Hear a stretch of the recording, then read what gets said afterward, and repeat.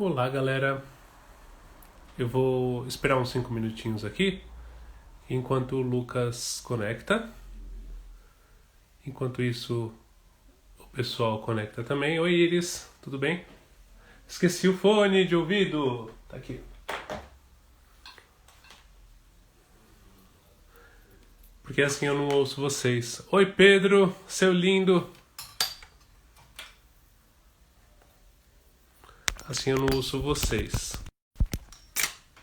Na verdade, eu não ouço vocês de qualquer forma, né? Mas assim eu não ouço o Lucas. Obrigado. Vamos tentando ser pontuais. Eu vou aproveitar esses 5 minutinhos antes de começar efetivamente para explicar para vocês um pouco como foram as outras lives. A gente falou com o Felipe na primeira, explicando como que seriam as lives aos domingos no Passaram na Passagem. Na segunda a gente falou com o Rodrigo Souza, que explicou pra gente um pouco sobre como seria o futuro do Super 8, do Super Off, do festival, e aí a gente falou um pouco sobre distribuição, a gente falou um pouco sobre filmes em película, e agora hoje a gente vai falar com o Lucas Gervilla, que ele vai, na semana que vem, ele apresentou um filme com a gente. O Lucas já está online. Na semana que vem ele apresenta um filme com a gente, na passagem, no sábado. Mas a gente vai perguntar um pouco para ele sobre a formação dele, sobre como foi o contato dele, que no ano passado também ele estreou um filme com a gente na passagem, um documentário sobre o Edmur e o caminhão. Vocês estão me ouvindo bem? Dá para ouvir bem? Oi, Du, oi, Joyce. Vocês conseguem me escutar? Tá rolando bem o som?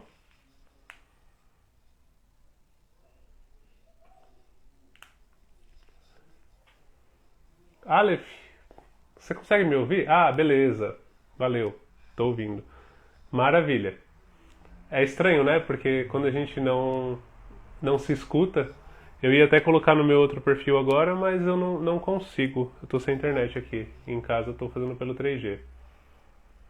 Vou chamar o Lucas para participar.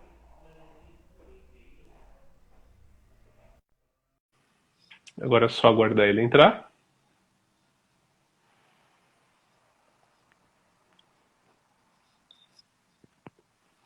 E na semana que vem a gente estreia pelo YouTube. Oi, Lucas.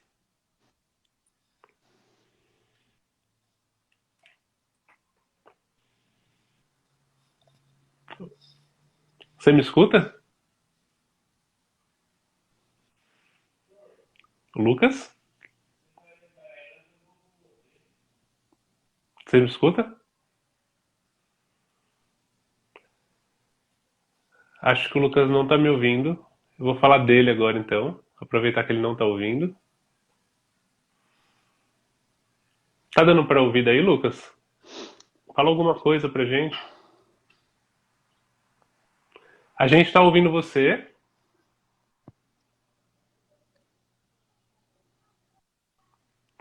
mas eu não sei se você tá ouvindo a gente.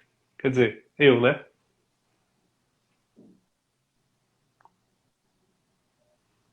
Lucas? Tá ouvindo?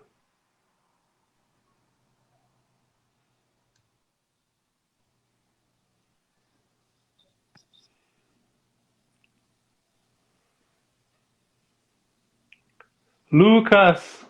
Não nos abandone! Tá travando. Eu tô ouvindo, agora eu tô ouvindo. Eu ouvi pelo da Iris, eu ouvi a voz da Iris falando no do Lucas.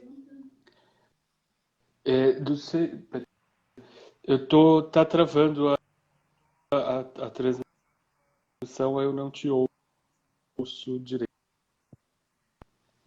Eu consegui ouvir você, consegui ouvir a Iris. Vocês conseguem escutar o Lucas? Aleph, Felipe, Vocês me escutam, é Matheus, isso? Suleib. Eu você, eu escuto.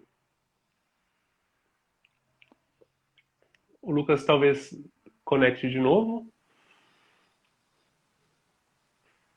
aproveitar para fazer aquele resumão, né? Hoje a gente vai falar sobre o Lucas, sobre a formação dele, e aí ele vai contar um pouquinho, sem entregar muito, sobre o filme que a gente vai apresentar na semana que vem. E a gente não, a gente tem um debate também na semana que vem. Boa, Joyce. Não, ele tá aqui, ele só saiu. Deixa eu ver se ele volta.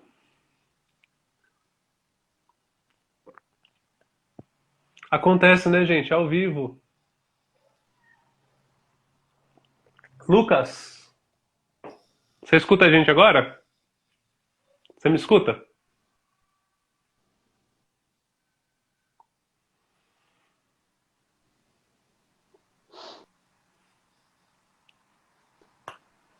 Lucas, me escuta? Eu escuto você. Eu escuto sua respiração.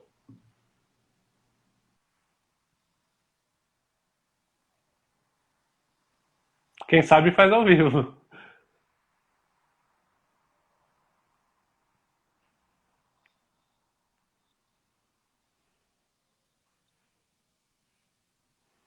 Tá dando aí um lagzinho. Não sei se no de vocês está aparecendo, mas para mim aparece aquele carregando do Lucas.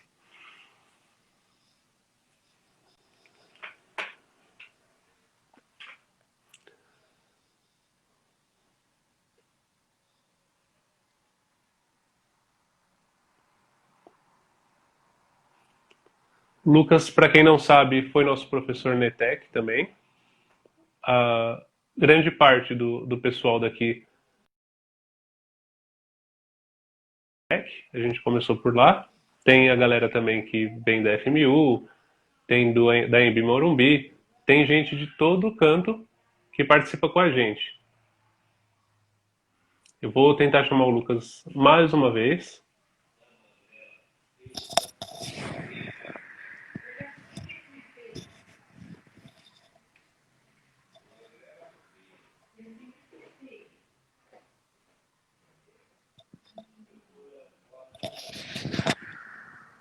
Vamos ver se o Lucas entrou. O Henrique entrou. Oi, Henrique. Lucas, você me escuta?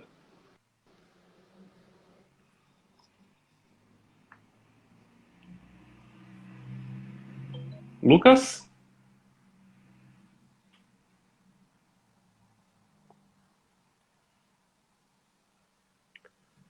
Será que não é a minha conexão, né? Porque eu tô do 3G. Lucas, tenta dos dados móveis.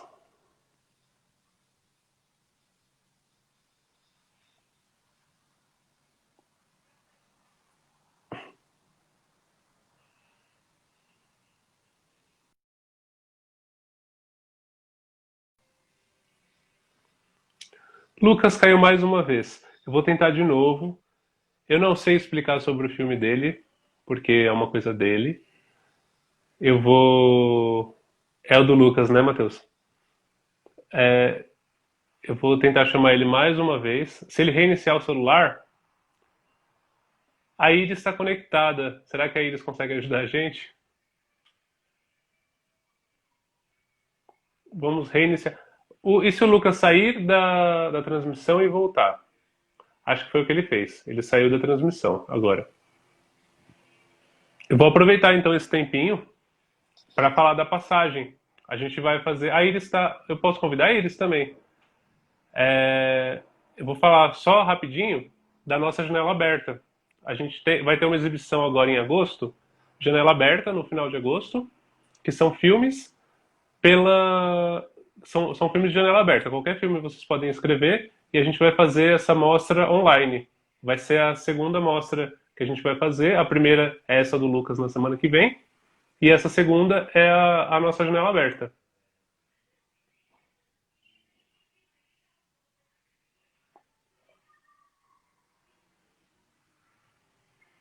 Tô chamando pelo da Iris.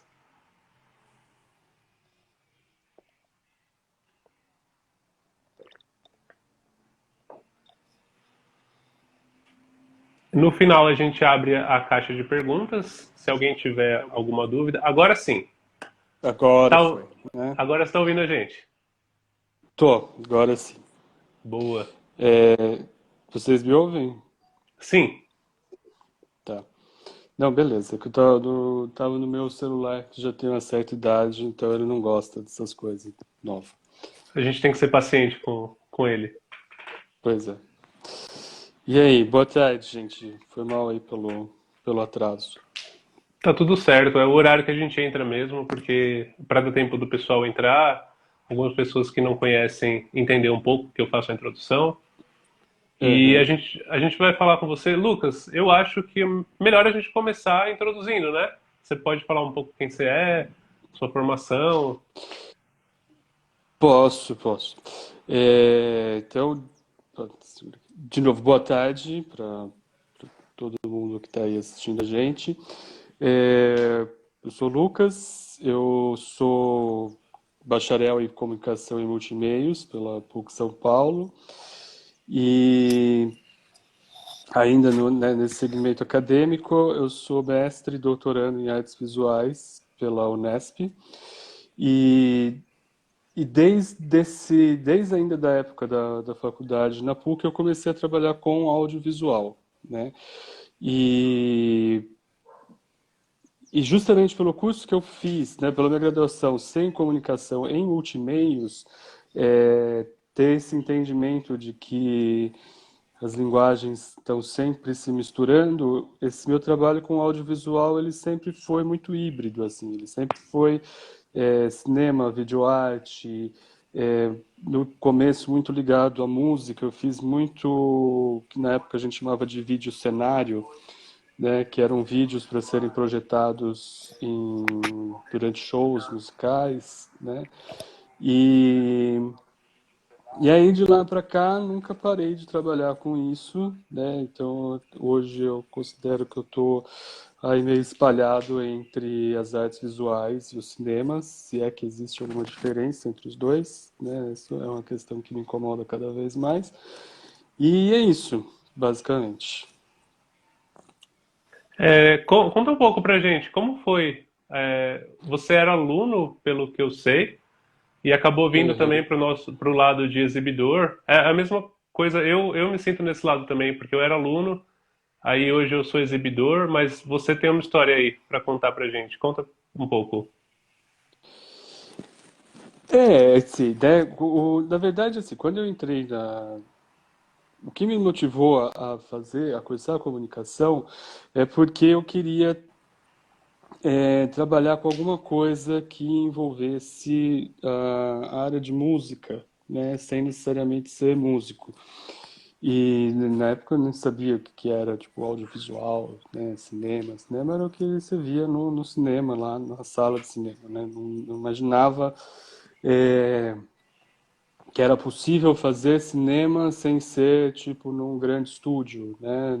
A ideia ainda da produção hollywoodiana, né? E aí eu comecei na faculdade e aí eu tive um professor foi o Lívio Trachtenberg, que é um músico, mas que também sempre trabalhou a música junto com outros elementos, assim, não só música, né? Então assim, ele fazia trilha sonora para cinema, ele fazia acompanhamento musical ao vivo para filmes e, e é isso, assim, o entendimento de uma linguagem multidisciplinar, né? E aí eu comecei a trabalhar com ele, né? Porque me interessou muito essa linguagem que ele explorava.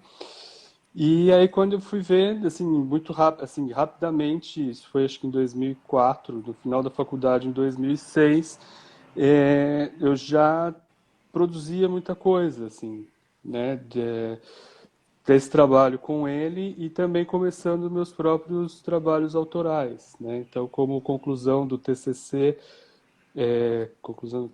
a redundância, enfim. Como TCC, eu já fiz um curta-metragem, era um documentário sobre um projeto musical do Lívio, trabalho que ele fazia com músicos de rua. E esse TCC ele foi bem, assim, ele teve uma carreira boa, ele rodou vários festivais, ele chegou a ser premiado em festival internacional e tal. E isso deu um gás assim para continuar fazendo as coisas, do tipo, ó, então talvez o que eu faça seja interessante, né? Então eu vou continuar fazendo isso, né? E aí não parei de fazer até hoje. Legal. No ano passado, você exibiu com a gente. Foi a primeira vez que você exibiu o Edmund e o Caminhão? Edmund e o Caminhão? No formato assim de projeção com o público, sim. Ele foi um filme, ele foi comissionado pelo canal Futura, né? Então Uhum. a estreia dele foi pela televisão, né? Legal. Ele ficou um bom tempo na grade da TV do canal Futura. Até hoje ele está no Futura Play, né, que é a plataforma online do canal Futura, e eventualmente ele volta, ele tem algumas exibições esporádicas assim na grade, né? É, mas a primeira exibição fora da TV que ele teve foi na Passagem. Legal. É Edmur e o Caminhão, certo? Isso, Legal. O Fê tá perguntando o nome aqui, só pra confirmar. isso, é Edmure e o Caminhão, Edmure com D mudo. E como foi pra você? Na verdade, a gente vai falar um pouco daqui a pouco sobre o Fora da Capital, mas é interessante Uhum. também a ligação do que você tem com. É muito particular esse filme seu, né? O Edmur e o Caminhão. É uma coisa íntima. Como foi pra você fazer? É, o Edmure em questão é o meu pai, né? É, a ideia basicamente do filme é assim, meu pai foi, quando eu nasci, meu pai era caminhoneiro, né? Ele foi caminhoneiro durante muito tempo, por quase 30 anos. E, e aí, assim, a ideia desse filme eu já tinha ela acho que desde 2010, né? Porque até recentemente eu escrevi um artigo contando bem essa trajetória do filme e tal. Eu trabalhei muito tempo na Palio TV, que foi a produtora do Kiko Goifman. E Kiko Goifman ele é muito conhecido, né, um dos maiores nomes do cinema brasileiro atual. E o filme que projetou o Kiko para o cinema foi o 33, que é o que se chama de documentário de busca, né? Que é ele ali procurando pela mãe biológica dele e tal. É, e aí, então, a Palio TV, ela se tornou uma produtora especializada em várias coisas, mas principalmente, assim, produzir documentários de busca, né? E aí, nesse período que eu trabalhei lá, é, eu trabalhei ativamente em 3 documentários, que eram documentários de busca, e aí eu pensei assim, pô, eu quero fazer um também, né? Legal esse negócio de Legal. documentário de busca. E aí eu pensei em fazer o Edmure o Caminhão, que, como eu disse, meu pai era caminhoneiro, e aí quando eu nasci ele tinha um caminhão, que era um Chevrolet vermelho, que ficou com ele durante muito tempo, assim, ele teve esse caminhão ele comprou esse caminhão em 75 e vendeu em 99, né? E durante muito tempo esse caminhão ele era o único meio de transporte assim que a gente tinha, né? Tipo, não tinha carro, a gente tinha o caminhão. Então ele levava quando tinha evento da escola, a gente ia de caminhão, ia no supermercado, ia de caminhão, né? Então, durante muito tempo ele foi um quase um membro da família, digamos assim, né? Muitas das memórias que eu tenho da infância, do princípio da adolescência envolvem o caminhão. E aí eu pensei, pô, a ideia vai, né, esse filme vai ser eu e meu pai procurando o que aconteceu com esse caminhão, né? Então, você pensar que essa ideia surgiu em 2010, mas ela só foi executada em 2018, né? Então foram aí quase 10 anos para o trabalho se concretizar, né? Em 2016, eu comecei a filmar ele por conta própria, né? Imaginando que nunca ia conseguir um apoio, né? Para fazer o filme, mas aí em 18, né, rolou, assim, depois de muita perseverança. Eu E não aí sei se eu sim, já né? comentei. Desculpa, pode falar, pode falar. E aí sim, ele é um filme muito pessoal porque, né, sou eu, meu pai, né, envolve diretamente minha família, minha mãe também participou do filme o tempo todo, Ela não quis aparecer no filme, né? Aí óbvio, né, que eu respeitei, né? A gente manipula um pouco a família, mas nem tanto assim, né? Sim. É, Então, assim, ele é um filme muito pessoal, eu gosto bastante dele, assim, ele é um filme que foi gostoso de fazer. É, e as gravações rolaram bem, a edição rolou bem, não... É isso, ele foi um filme, não, ele foi um filme fácil, não no sentido, não que ele não tenha sido trabalhoso, mas ele foi um filme fácil, assim, o processo dele fluiu sempre bem, assim, né, sem grandes crises, sem grandes problemas.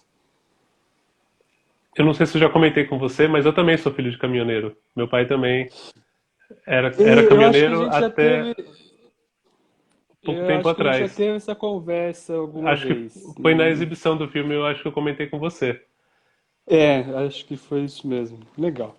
O que o Felipe tinha perguntado qual é o nome do filme, não foi esse, foi o seu curta de TCC. Qual era o nome? O TCC ele se chama Neurópolis, Neurópolis. que é o nome do grupo musical também que ele retrata. Ele tem Tem, disponível? ele tem, ele tem, ou não tem, não tem. Boa pergunta. Tem o trailer dele online, isso tem com certeza no meu Vimeo. É, Eu não lembro. Ele não tá online porque. Na verdade, eu não gosto muito dele hoje, já faz um bom tempo que eu não gosto dele, mas não é porque o fim da relação de trabalho com o Lívio, ela não foi das mais amigáveis, digamos assim. Então, tem umas questões aí para não gerar problema, né, deixa pra lá. Mas tem Sim. o trailer. Mas eu penso, é que assim, é que eu realmente não gosto dele. Ele tem uns efeitos ali que na época eram legais, né? Mas aí hoje se torna uma coisa meio datada. Mas ele é bom, assim, né? Enfim. Mas eu posso É. subir. Acho que vale a pena subir. Acontece bastante isso com a gente. Tem muito aluno. Ou na live passada, eu acho que o Rodrigo ou o Felipe comentou alguma coisa sobre TCCs. E um monte de gente falou: ah, não Uhum. vamos falar sobre TCC porque é meu trauma. Então acontece Uhum. bastante da gente não se sentir tão bem com o TCC tempos depois, né? Que é justamente isso, né? Você está experimentando ali algumas coisas que nem sempre dão certo, né? O que não é ruim, é justamente para isso, só o segundo. É justamente para isso que serve esse período, né? Mas eu acho que ele não está online é mais por essas divergências profissionais, vamos dizer assim. Sim. Também acontece, né? Acontece, faz Agora, parte. é, faz parte de todo o processo. Quem nunca fez um trabalho que em algum momento teve algum deslize assim? É, É, sobre exatamente. o Fora da Capital, ele tem uma história bem Uhum. interessante, né? De como foi montado, de quem são as pessoas que participam. Comenta pra gente um pouquinho, por favor. Comento. Aí antes né, para falar do filme, é, tem que falar um pouco antes, né, voltar um pouco mais, enfim, voltar um pouco no tempo. Sim. É, Desde, assim, mais ou menos, eu lembro, isso deve ter sido em 2014, 2013, eu cheguei a dar algumas oficinas, eu fazia parte de um projeto que chamava Lab Móvel, aí eu cheguei a dar algumas oficinas de vídeo, assim, coisas muito pontuais, né? Aí gostei da ideia de poder compartilhar um pouco do conhecimento que eu já vinha adquirindo há quase 10 anos.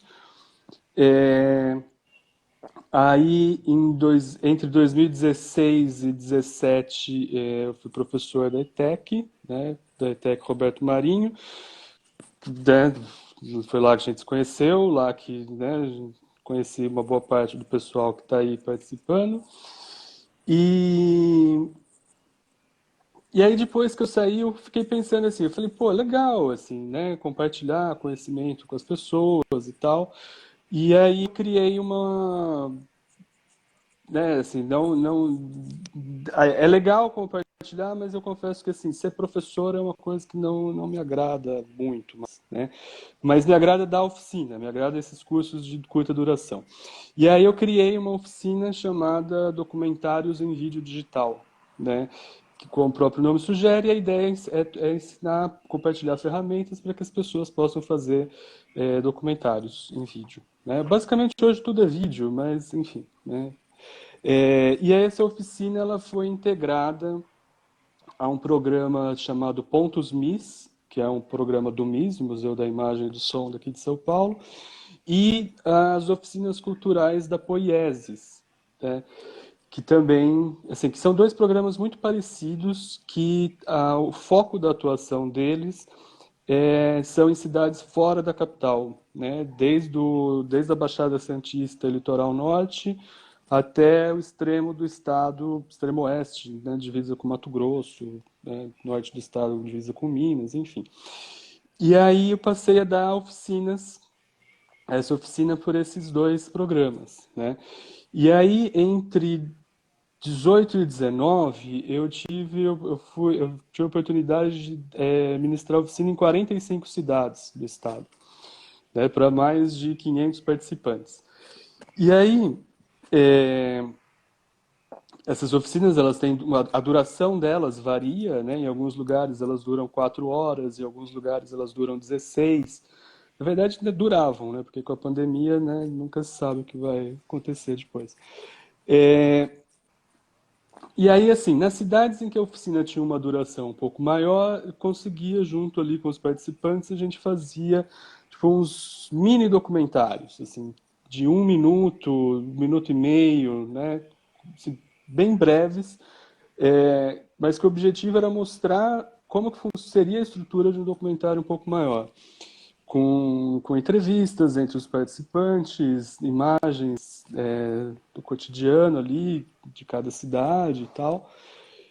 E mesmo nas cidades onde a oficina era mais curta, que não dava tempo de entrar nessa fase de pós-produção, de edição e tal, mas sempre rolava como exercício de gravação, né, que a ideia era combinar a gravação de som e imagem, sempre rolava de gravar uma entrevista entre os participantes, né? Eles mesmos se entrevistando é, sobre assuntos que eles mesmos definiam, né? Assim, sempre uma coisa muito livre nesse sentido.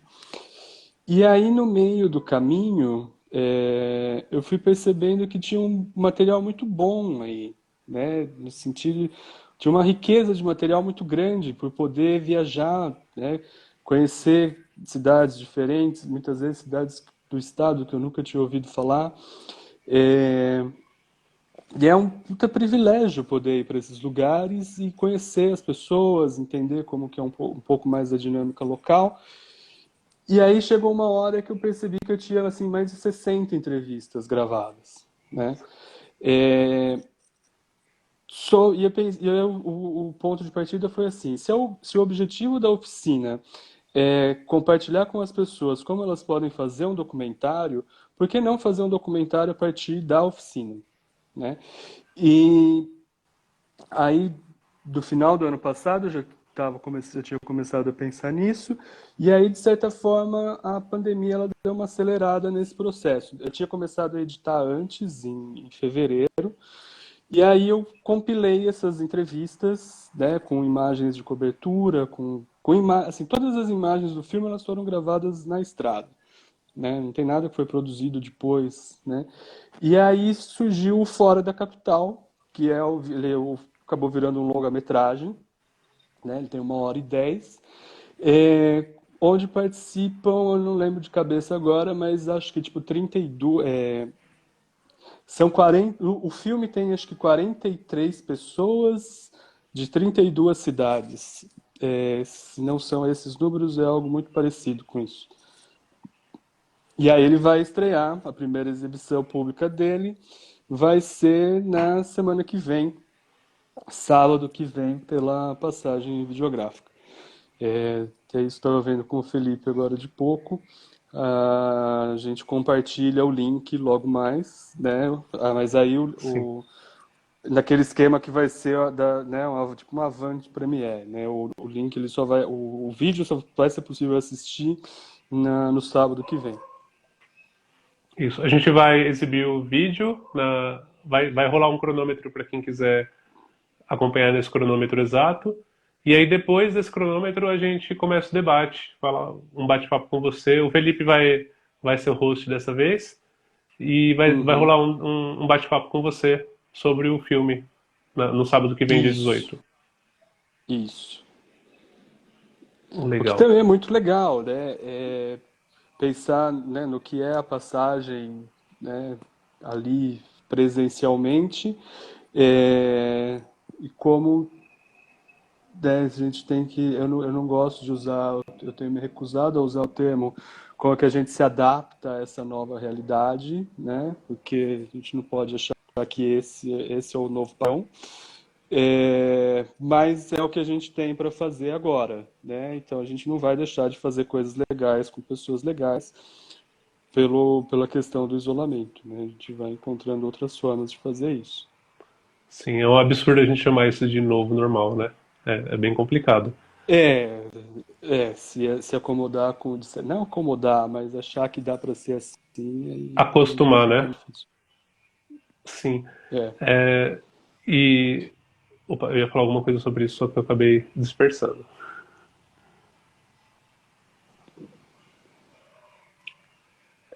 E a gente até comentou sobre isso com o Rodrigo na semana passada, e teve até uma pessoa clara, que era da passagem, ela vai e volta, que comentou que uma frase bem interessante, que como a gente não tinha essa noção, mas as redes sociais são lugares de passagem.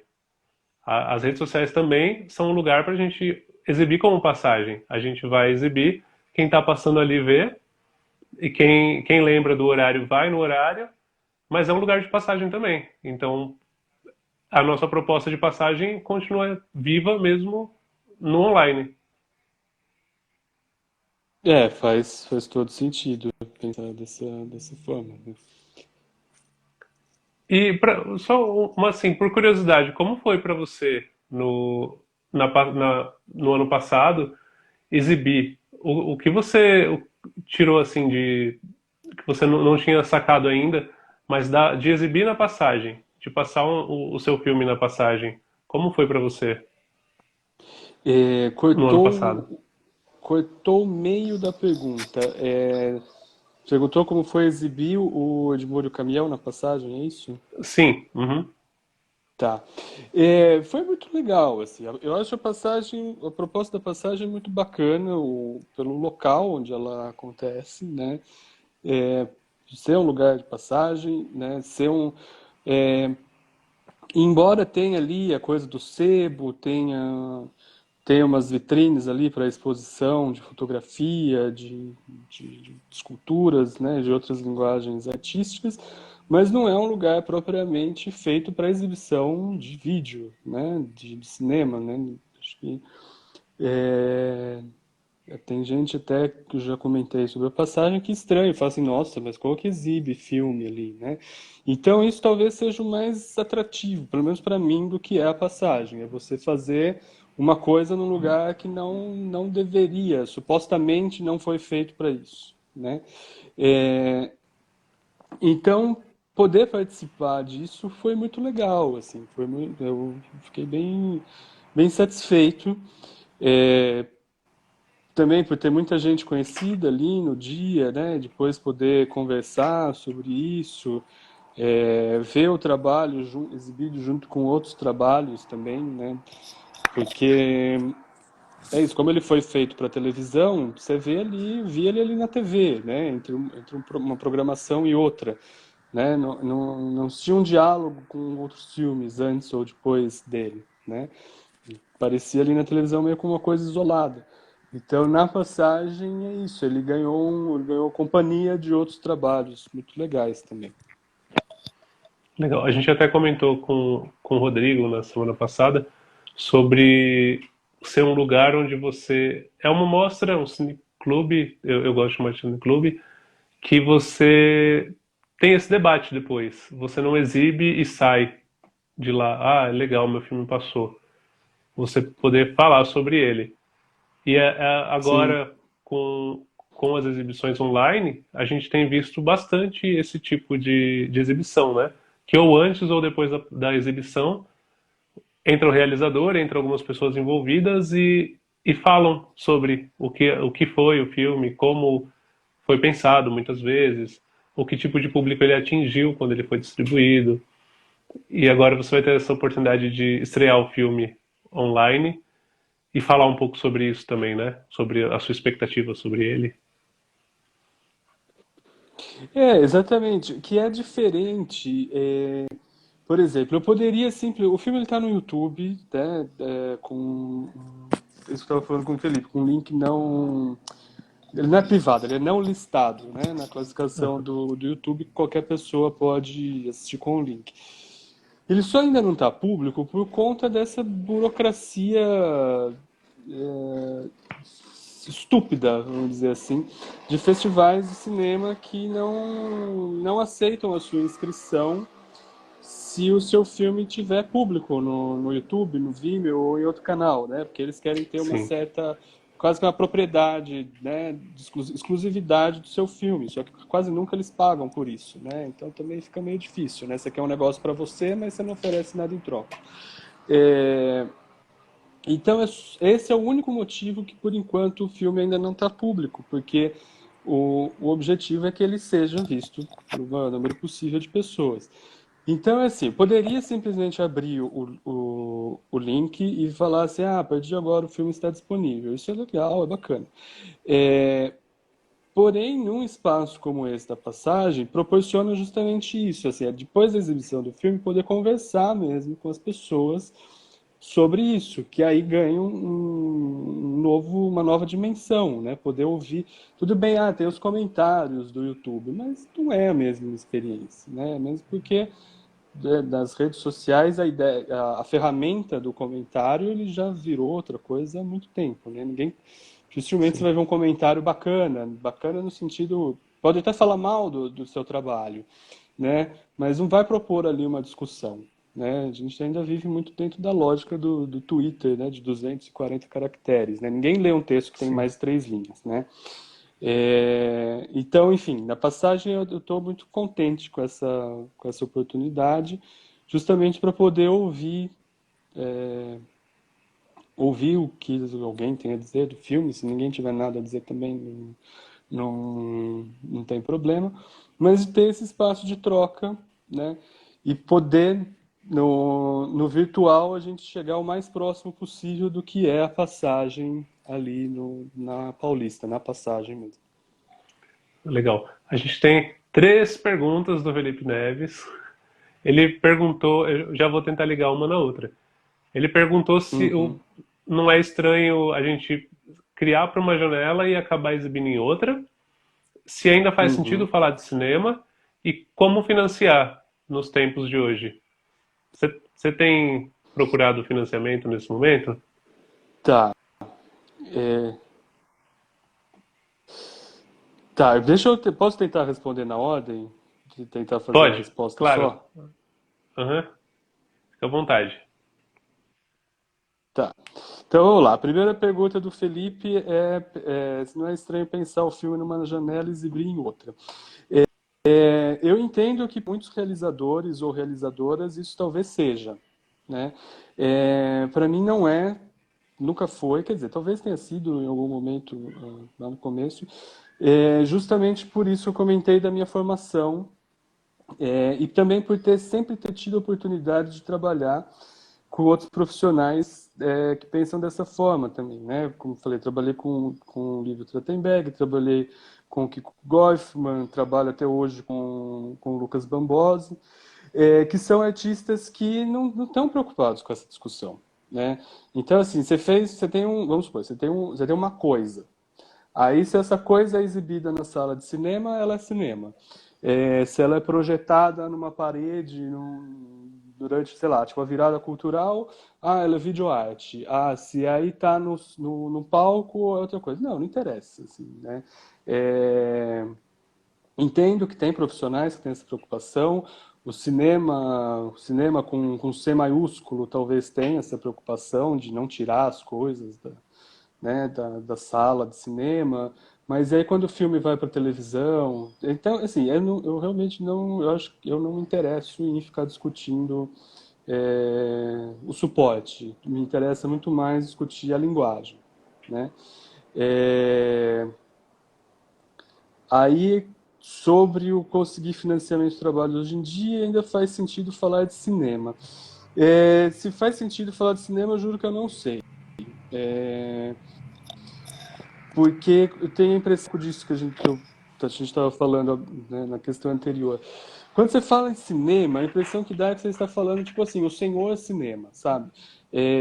Você traz junto, assim, uma série de padrões pré-estabelecidos de produção, de exibição, né? Que, assim, é óbvio que tem mudado muito, principalmente, acho que nos últimos 10 anos, com a popularização do YouTube, né, da internet de banda larga, mas ainda se carrega muito dessa coisa do cinema, né? Isso que a gente estava falando, um exemplo, essa coisa dos festivais que não aceitam filmes que estão abertos na internet, isso mostra assim, um caretismo do senhor cinema, né? Que para ser cinema você tem que seguir um protocolo, né?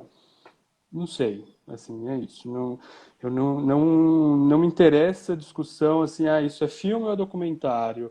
Isso é cinema ou é vídeo? Isso é vídeo ou videoarte? Isso é videoclipe ou é... Não, assim, não é isso, é o que eu falei. Discutir suporte não me interessa. Me interessa discutir linguagem. A própria E janela do cinema sobre... mudou, né? Agora, nesse tempo, a janela Total. do cinema é o drive-in, só que semana que vem, aqui em São Paulo, pelo menos, já está liberado o cinema. Então, o que acontece? A gente não sabe.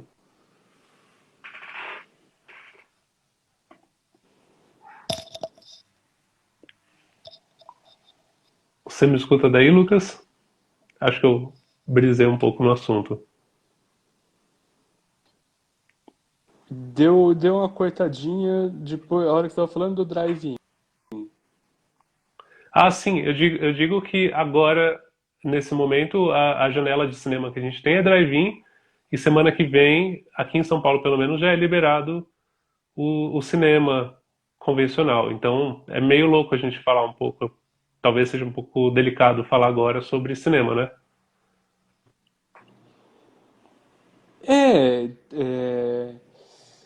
Eu acho que talvez seja complicado falar sobre os espaços expositivos, né? E ao mesmo tempo No tentar geral. definir isso. Então assim, é claro que você tem experiências diferentes, experiências sensoriais diferentes, Sim, entre assistir um filme numa sala de cinema que tem um puta projetor, um som e tal, do que você assistir ele no seu celular, no seu tablet, né? Ou na televisão. É, mas as experiências são diferentes, mas a obra é a mesma, né? totalmente. Então, eu não sei, assim, é isso. Eu entendo que existe toda uma discussão em torno disso e tudo mais, mas é o que eu falei, assim, isso é uma coisa que é uma questão que está sempre presente nas minhas discussões com os colegas da Unesp e tal. Assim, enquanto a gente estiver discutindo suporte, a gente não está discutindo arte. Então, a gente está discutindo como e não discutindo o quê. O como não me interessa o quê. É, E aí, sobre como conseguir financiamento, financiar trabalhos no dia de hoje. Ótima, ótima pergunta, né? É, Que ninguém sabe como a coisa vai ser daqui para frente. Tem muitos colegas artistas, né, de diversos segmentos que estão apostando tudo aí no Fundo Nacional de Cultura, que tem a lei, não lembro o nome do artista que dá nome à lei, achando que isso vai ser a salvação da lavoura. Não, não vai, né? Não se iluda achando que todo mundo vai ter dinheiro para fazer seus trabalhos com isso, né? É, eu acho que, assim, tem diversas formas de você poder tentar o financiamento, desde as mais se tradicionais, tipo a Lei Rouanet, que ainda, né, vai continuar funcionando aí pelo menos por um tempo, mas ao mesmo tempo que as empresas só vão se interessar em patrocinar trabalhos que deem retorno financeiro. É, os editais viraram um grande mistério, né, o que vai acontecer com eles. É, acho, né, tudo indica que vai haver uma grande redução do número de valores, né, porque se a arte nunca foi a prioridade, no momento atual menos ainda, né? Nenhum político vai se arriscar a falar que assim, olha, a gente está lançando um edital de R$ 1 milhão para patrocinar 10 filmes de até 100 mil. Cara, não, né? Isso vai queimar a imagem dele que não está gastando R$ 1 milhão em medidas de saúde, né, de prevenção De emergência. da pandemia, ou para fomentar a economia, porque não há o entendimento de que o cinema também, o audiovisual também é economia. Assim, essa discussão a gente pode continuar batendo na tecla, isso não vai mudar agora. Assim, sério, a gente não vai mudar um sistema que está imperando aí desde sempre, a gente não vai mudar isso nesse cenário pós-pandemia. É,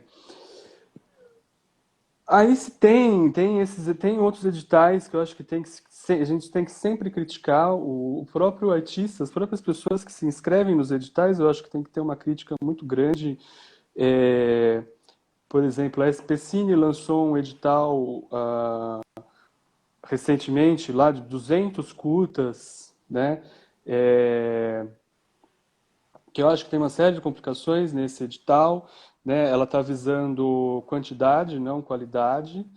É, mas no final das contas é só uma forma de dizer, olha como a SPCine é boazinha e se preocupa com as pessoas, né? No final é uma pura politicagem.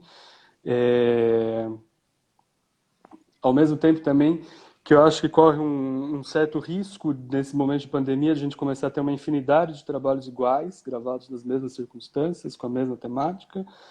Então, eu não sei qual é o futuro do financiamento do audiovisual no Brasil.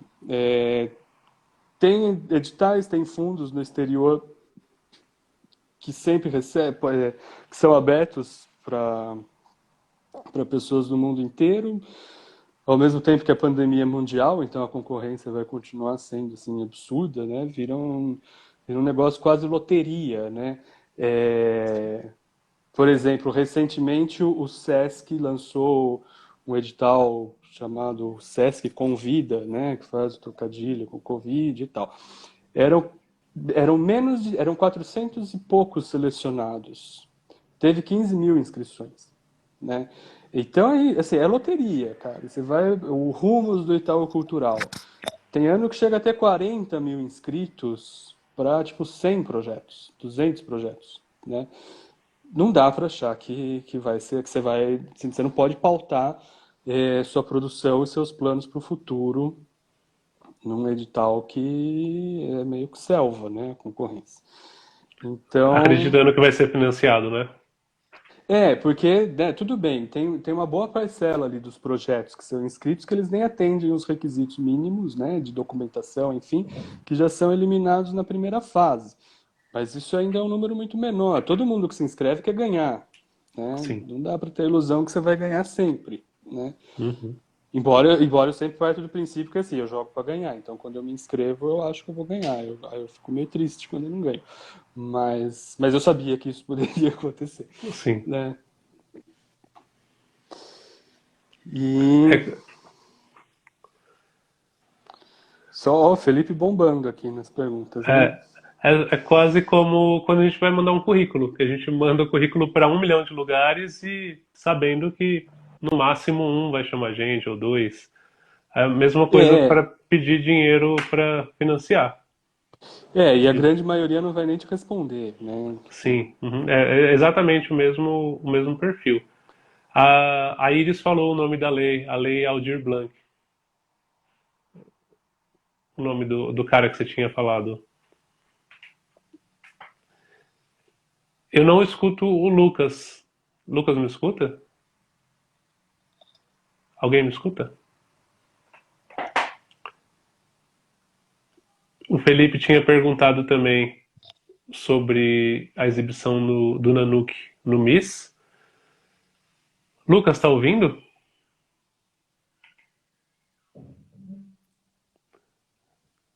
Lucas não tá ouvindo, né? A Bruna escuta. A Bruna que falou que tem trauma do TCC também escuta. Mas o Lucas eu acho que não tá ouvindo. A Iris tá ouvindo e tá falando com o Lucas. Só pelo gestual a gente percebe que ele não tá ouvindo, mas ela tá. Mas a gente não ouve ele também, Iris. Vocês escutam o Lucas? Eu não escuto ele daqui. Cortou o dele.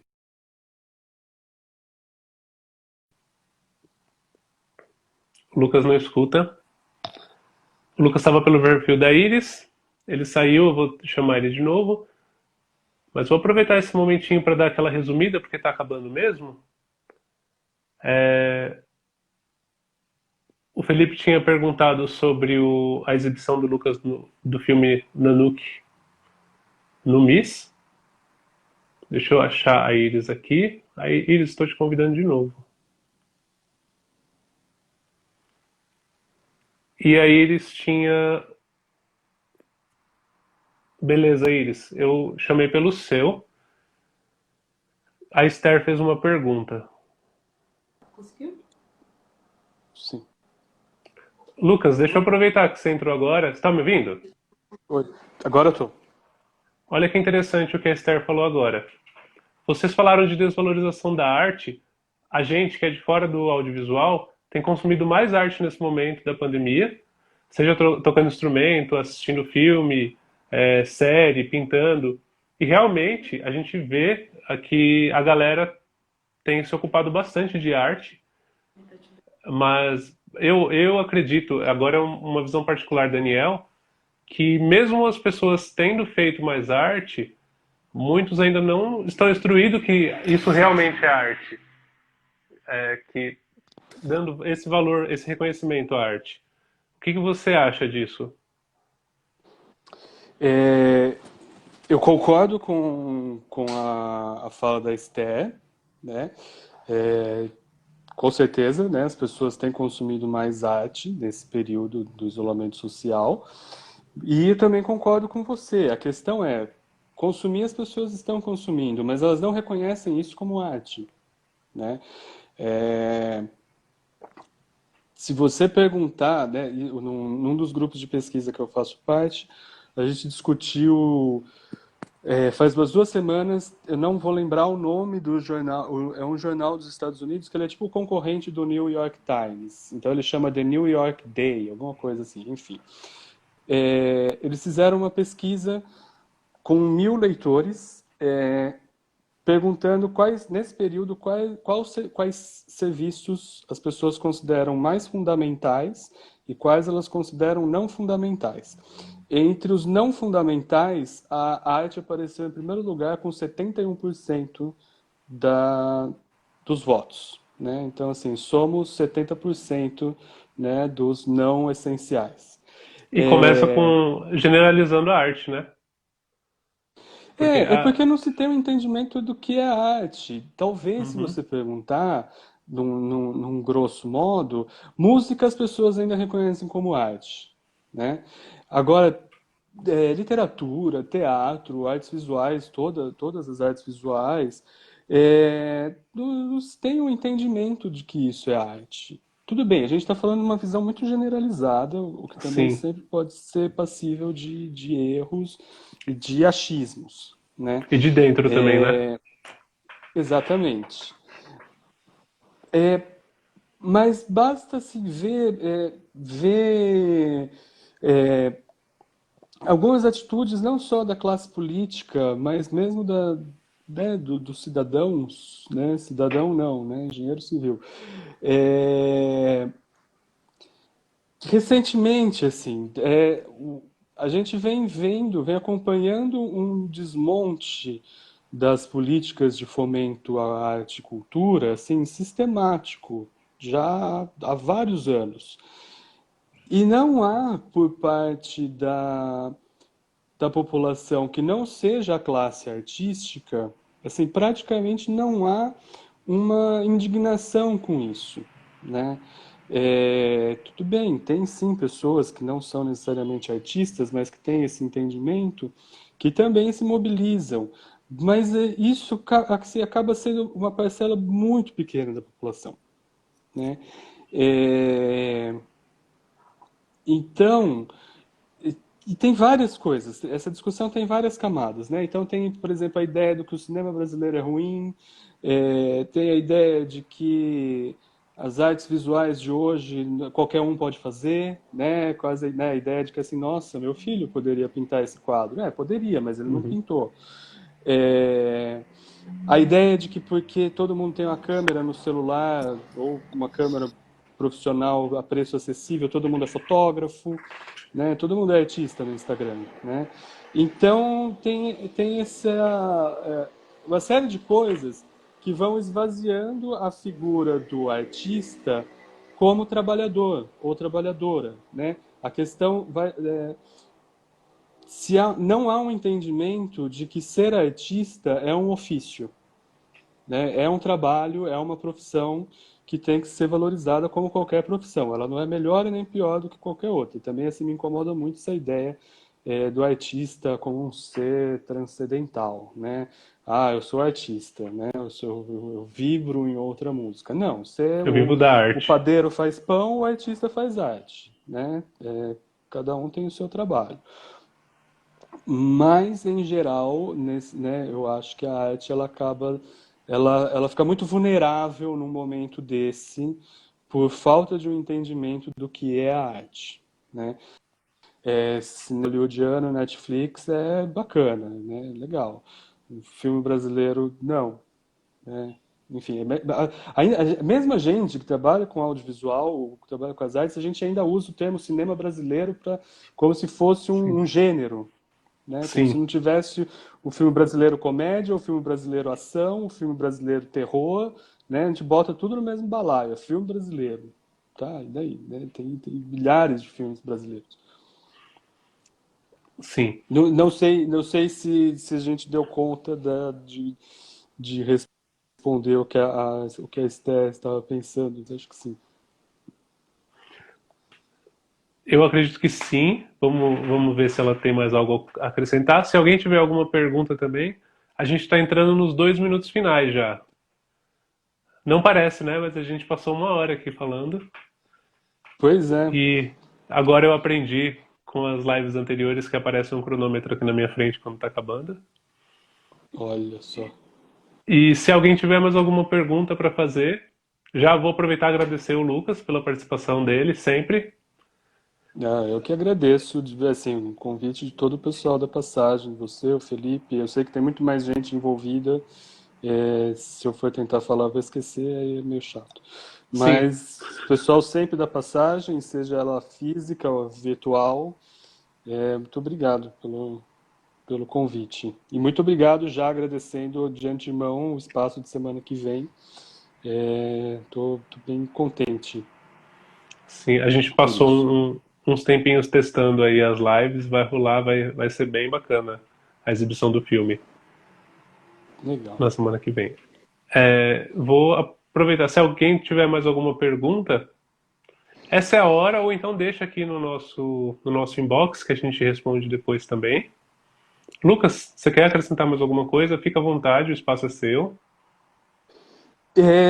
Quero agradecer de novo, assim, muito obrigado ao pessoal que está acompanhando a gente aí, fico muito feliz.